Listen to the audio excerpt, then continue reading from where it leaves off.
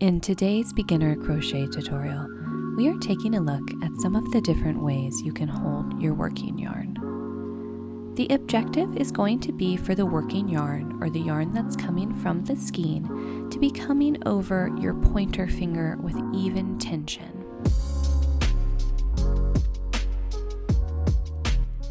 The easiest way to do this is to bring the working yarn between your middle and pointer finger and allow it to drape over the edge of your pointer finger. So again, just bringing it between your middle and pointer finger. And then just to make it easier to work, I pinch the knot of the chain with my thumb and my middle finger, and that allows it to be anchored in place as I work the chain. The next way to hold your yarn involves weaving it through your fingers. We begin by going over our pinky finger. We then take the working yarn behind our ring finger, come over our middle finger, and over the pointer finger as well. And so again, you can just pinch the knot area or the previous row, and that allows you to more evenly work your stitches. This next method is very similar. We're going to begin though by going under our pinky finger, over our ring finger, under our middle finger, and then over the pointer finger. So the idea is that as it goes through your fingers, you're able to control the tension by moving your hand, either flexing it open and closed, or by making a fist and then opening it.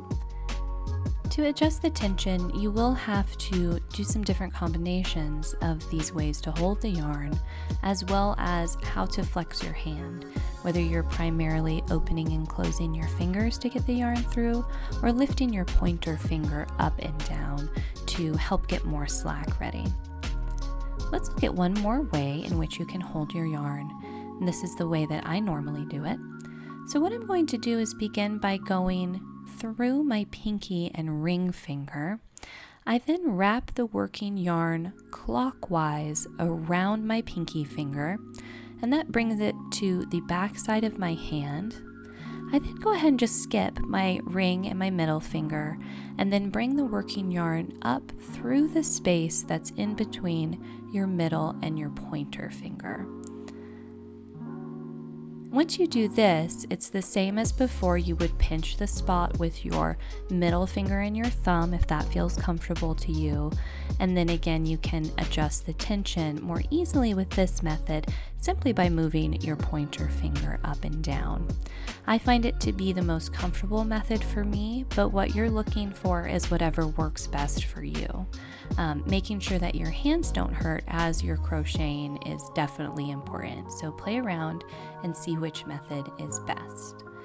One thing I'll say is that if you hold the yarn too loosely and your tension is very loose as you work, not only is it extremely difficult to make stitches, the stitches are just going to be uneven, loose, and just a little bit wonky.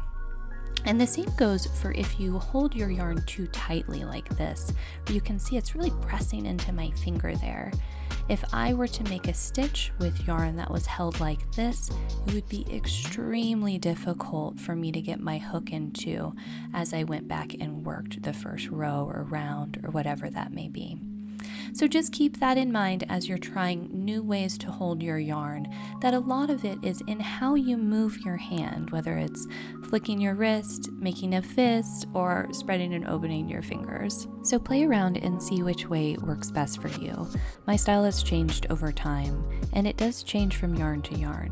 If I'm using a bulkier yarn, more often than not, I will not wrap it around my pinky, but we'll go back to the old way that I used to do, which is weaving it over and under my fingers. I hope that you guys have found this tutorial helpful. Please be sure to like and subscribe. And a special shout out to Sarah for requesting this video. I really hope it was helpful. Okay, see you guys next week. Bye.